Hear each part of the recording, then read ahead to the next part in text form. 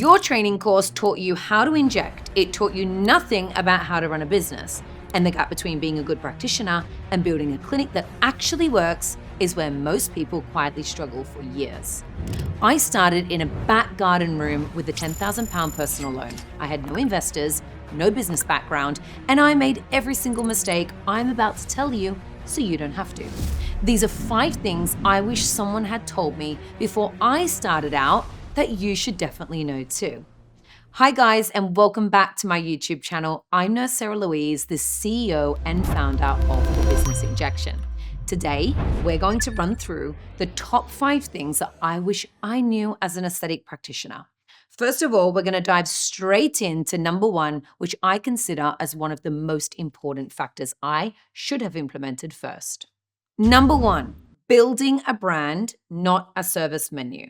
This is one of the key fundamentals of when you need to start out in aesthetics to be able to attract the right patient. First of all, most people start with a logo and making sure everything looks really aesthetically pleasing and really pretty. But unfortunately, that is not going to attract patients into your clinic. A lot of people, they really focus on even getting business cards printed. This is a cost, guys, you don't need to spend at the very beginning. Keep things digital. You can do these on Canva. You don't even need to pay a graphic designer. The amount of templates that are now available through AI, I would be starting there first, and then you can refine as you go along. One of the most fundamental things I learned is that pretty often doesn't sell. And I know that sounds quite ironic because we work in the aesthetics industry, but refining things and making everything look absolutely perfect is not going to be the highest thing on your priority list at the beginning, especially when it comes down to you having a tighter budget. When you're building a brand, think about what you would like people to say about you. And this is the part that a lot of practitioners and business owners miss in the beginning. This is fundamentally one of the most important things you need to create to set the tone for your brand identity. So remember, your brand is about what you want people to say about you. The next exercise I would want you to do about building your brand is your vision. Where are you aiming towards? What is your company standing for? Where do you want to be? Beyond that, this is going to become very important because when it's time for you to get a team, if they struggle to have vision, they will not be able to walk like you, talk like you, and act like you. So this is not just important for yourself. Even if you're a one-man band starting out, make sure that you design your vision, you design your core values and what you believe about at the very beginning. This supersedes any shiny business card or any flyer that's going to be lying around. This is then going to correlate to the number 2 point that I'm going to talk about in a moment. So I'm going to give you guys an example. If we had 2 clinics and they had the same treatments, the same prices, the same location, what would it be different that someone is attracted to clinic A or clinic B? When I was designing my brand, there was still an abundance of aesthetic businesses. Although now there is far more competition, which makes it even more important for you to create that POD. I often see a lot of businesses, they lack soul. They lack the branding identity. When a patient walks in, it feels empty. It feels sterile. There is no warmth about it. And all of that comes down to what you want to be represented by your brand. So remember, by building a brand, it's not just about the logo, the colors, and the aesthetic look of your brand. It's about the vision, the core values, and the brand identity you want to relay to people to attract the right person. Number 2, mapping out the patient journey. This is critical at the beginning of your aesthetics career. Most practitioners, they focus wholly on the clinical skill and perfecting that to make sure that they can deliver the results to the patients. And what they often forget to look at is what that patient experience should look like from an operational admin standpoint to a clinical standpoint. What does it look like for that patient to see you online, to then book seamlessly and follow through to entering into the business versus having a consultation, leaving that consultation chair, and then the payment evolution and aftercare? This is something you need to write down on an A4 piece of paper. If you were a patient, what each touch point and what each step should look like. Once you design this, not only will you be able to use it to make sure you're always performing to the same standard, it will then become a part of your brand. And this, when having a team, is much easier for your team to follow what that expectation should look like. Things that I want you to think about in the operational and admin side, how are they going to find you? What happens when they actually inquire? How do they book? Do they call you? Do they book online? Do they go through an app? Do they pick up the phone? And then after that, What do they receive before they arrive? So is there consent forms in place? Is there automation there? Are they aware? Are they educated? Then we're going to look at the post consultation side. So that is going to be after the clinical element. What happens when they leave? Are they paying before they leave? I know clinics that allow their patients to leave without paying and booking, which is absolutely ludicrous in my eyes.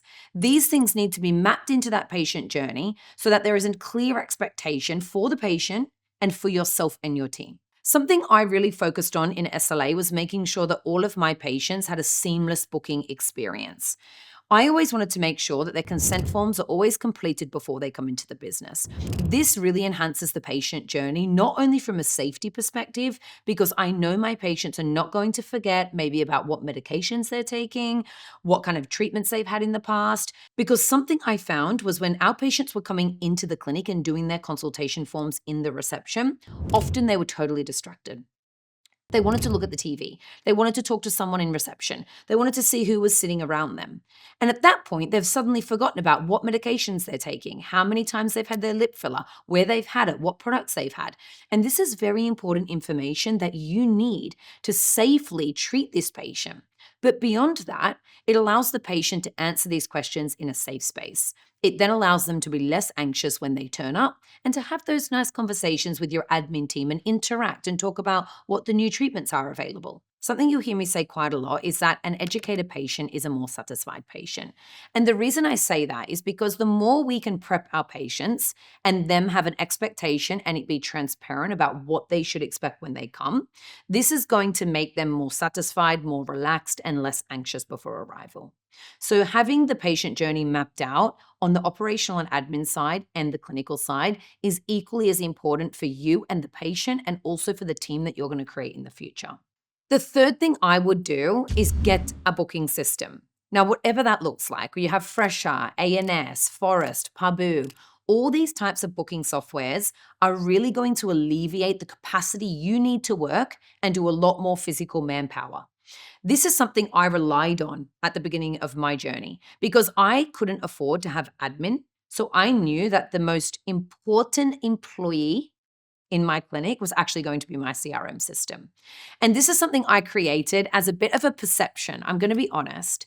When I built SLA Medical, people were turning up in the street calling me and saying, Sarah, am I in the right place? Like I'm in a street full of cars and houses. Absolutely. I'd created a perception online that my business was running like a huge corporation like Coca-Cola because my CRM system was so professional. I had everything automated before the patient arrived. They had the consent forms, they had all the booking confirmations, booking reminders, and then streamlined to my social media. Everything was so standardized that when they came and they were in the middle of a street, that actually was quite a surprise to them because they already had the perceived idea that I was some huge clinic. And this is really important. If we want to be acting as a professional business and you want to be building this brand from the beginning and not just building some kind of treatment or clinic, these are the things that you need to have in place as fundamentals first. A CRM system is easily going to replace those really tedious admin tasks that you don't have time to do. It's also going to free up the budget because you're going to have a once-off payment every month that you pay for this instead of having to pay an employee at that period of time. You might be renting a room, which means that you don't have 2 rooms, you don't have a reception or a waiting room, maybe you don't have enough space to bring in an admin, let alone the financial capacity. Something in the CRM system you guys really need to focus on, and I see this a lot when I talk to people or clients or students that come through the platform, they have a CRM system, they have a booking software, but they don't utilize it to its maximum capacity. I find that they don't even have booking confirmations, booking reminders, they don't have no-shows, they don't have emails sent out for reviews, they don't use their loyalty on it.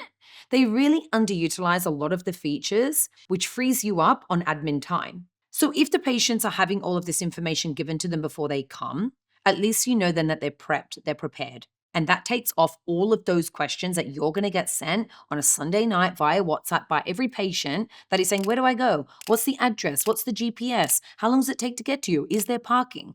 All of these tedious questions that should be written on a confirmation booking or an appointment reminder really stop every decision relying on you as the business owner. And that's something I recognized very early in my career because there was only me. I had to get very creative with the resources I had to be able to deliver and reduce my time that I had to spend on admin so I could spend my time more in the clinical room and build my budget to be able to expand into a HQ of a business. The final reason I love a CRM is for the financial element. This is going to keep all of your payments in check. It's going to make sure that anyone's ever bought a gift voucher, that it's going to be on the system. You haven't lost that in some piece of paper or a book lying around somewhere. It's going to present you as not only professional, but it's going to make your life so much easier when it's time that you sit down with your accountant every 3 months, go through things for tax purposes. So this is something that makes sure that when you're aligning your CRM at the end of every day, you are potentially printing off sales reports so that all of the payments are correlating with what you've provided that day. This is good practice to get you into a better accounting rhythm, but also then be able to delegate this to any of your admin staff that come in later. Number 4, build your social proof in the right order.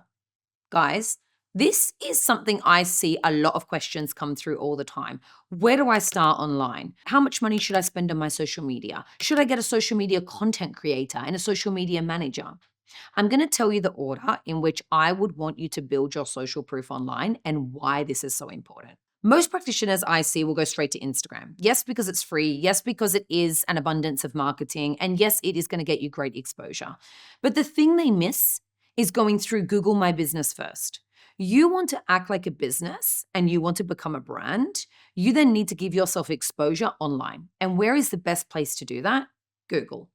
You need to create a Google My Business account and get yourself showing on Google. When people type in and you're going to start to build that organic SEO from the moment that you open, best Botox in Manchester. We're aiming for your clinic to get up there. The other thing I love about this is it's such a great touch point for people to go through and a great funnel that will lead people to a lot of different call to actions, right? On there, you can have the option to do your website. You can have a book now button that goes through to your CRM system that you've just purchased and have online booking. You've suddenly got all of the address details so they can click on the map and that can take them to Google Maps and therefore they're not going to get lost. They can click call now button, which then links them to a direct phone call. Maybe you have your WhatsApp linked up. But the other thing I love about Google My Business, which a lot of people undervalue, is the reviews. Because reviews are giving you the credibility before the patient even steps foot into your premises. The reviews are free. Remember we spoke about branding and what you would want your clinic to feel like and look like and people to say about you? When people go to Google reviews, they're checking what other people have said about you. And that is your credibility. That is your authority. And that is then benchmarking you as a safe, ethical, and good practitioner. So this is something that I would be focusing on very early. And I'd be utilizing that CRM I just spoke about to be able to send automated email reviews at the very end when the patient has finished. I would be encouraging these as well by tapping. But Google My Business is exactly where I would start. What is the most common thing now people do to make sure someone's real, it's not a scam, you've existed? We go straight to Google. So although people are now missing that step and thinking that social media is the only element or the only funnel they need to grow their business, you are making a big mistake by only putting yourself in one place. Remember the saying of don't put all your eggs in one basket? This is very true. You want to make sure that you diversify yourself so that when it does come time to turn any marketing on in the future, or you do want to spend money on ads, this is the way that people can actually prove who you are. The second thing I would say is social media. So remember, I'm talking about things in order. Google My Business first, then social media. This is where you can then focus on the organic reach of your Instagram, maybe a TikTok account as well. You don't need to go out and get a social media content creator straight away. The main thing you want to make sure you do is produce content in quantity. When you're a new page on social media, it's the algorithm is going to identify you by the amount of times that you post. It's going to want to position you so that it's really identifying who your audience is. And on that basis, I would be developing, say, an easy content calendar, even off AI or ChatGPT now, where you can pre-film some things so that you can batch load out content, one reel per day. This is going to get you in the algorithm. It's going to get you seen. And I'd be really focusing on building your brand on there. And that would be, who are you? What do you stand for? What is your vision? Why are you different? Then I'd be going into the proof. how can you do these procedures, before and after images, reels about how you got the results, products that you use, why you're safer than other clinics, really talking to an audience that you want to attract into your business. And the last thing that I would prioritize, but is very important, is a website. You don't need something like a 10-page website at the beginning. You can start with a simple one-page website. Having this is just going to provide more credibility for someone to go and get a bit more education. Now, we know at the very beginning that the website is not used as often as social media. However, if you're a user and you're wanting to qualify that practitioner or injector or skin therapist, I'm going to make my way through talking to somebody, cross-referencing on Google, maybe going to social media, checking their before and afters, and then coming back to their website. So synergistically, these all do need to be working together, but it wouldn't be the thing that I go out and spend £2,000, £5,000 on at the beginning. I would actually be getting my Google My Business first. If you don't have a website link to put in that, I'd be putting my book now button, then I'd be doing my social media, and then I'd be doing my website. For example, what do you do if someone says to you, hey, you should go to this guy to do your lips?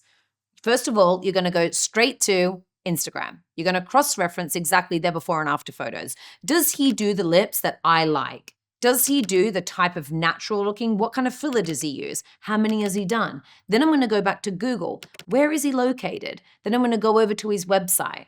What kind of education am I getting off him? How long has he been practicing for? Because on there's most likely going to be an about him page.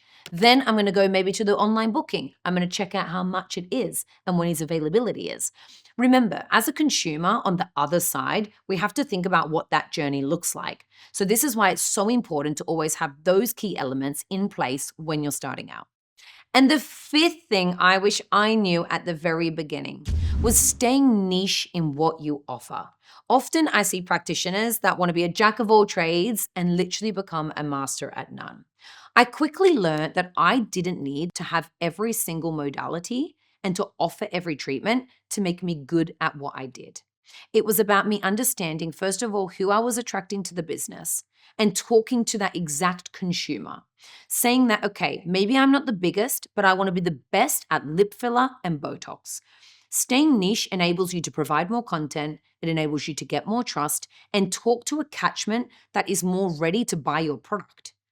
When you start to dilute yourself across every single treatment, and I see this so often, living here in Dubai, there are clinics that have unlimited access to funds. So what you find is they have access to a lot of different devices.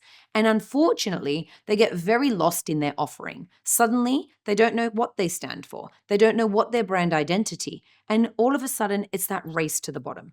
Don't be scared that because you've gone niche, you can't expand. Once you've gone niche, you've become very good at something, then you can test your demographic. You can start to see what next. What would they like? Are you losing them down the street to suddenly doing a laser treatment because you don't have a laser device? This is then where you can start to monitor your patient list and really understand what modality or device would fit your business. Instead of you going off and buying something that may not be suitable for your business, then you can invest in something that's going to attract the ROI quicker.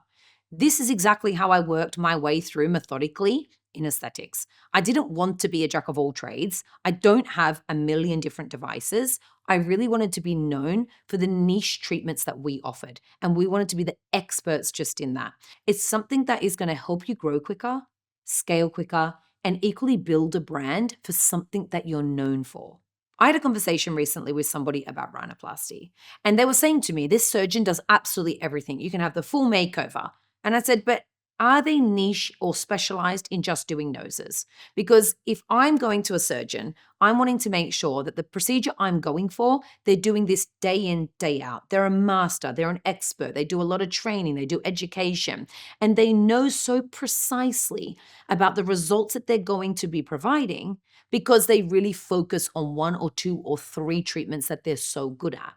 And I want you to think about that a little bit. If you're going somewhere, do you want to go to a general surgeon to go and do a precise treatment to get a precise result? Or would you rather go to someone that is more niche, that specializes in that treatment? They're going to give a result that maybe is more optimal. They're going to have a better understanding about the adverse events or the side effects. Maybe they've just done a lot more of the procedure. So therefore, they've come across a lot of different exposure, meaning that if it was a difficult case, it might not be as difficult to them. So guys, now that you have the top 5 things to implement starting out in aesthetics, just remember, if you're already established, you're practicing, maybe you've been doing it for 2 years, 5 years, 10 years, and you don't have one of those 5 things in place, I would encourage you to go back, revisit, and see exactly what you can implement to start optimizing where you're at. I would love to hear maybe what you've implemented, it hasn't worked, or potentially what you missed because you had an expectation or a perception that was different at the beginning of your career, maybe to where you are now. I'd love to see in the comments, what is your favorite thing out of these 5 foundations that I just explained tonight? Thanks for tuning in, guys. I'm Nurse Sarah Louise. This is the Business Injection, and I'll see you next time.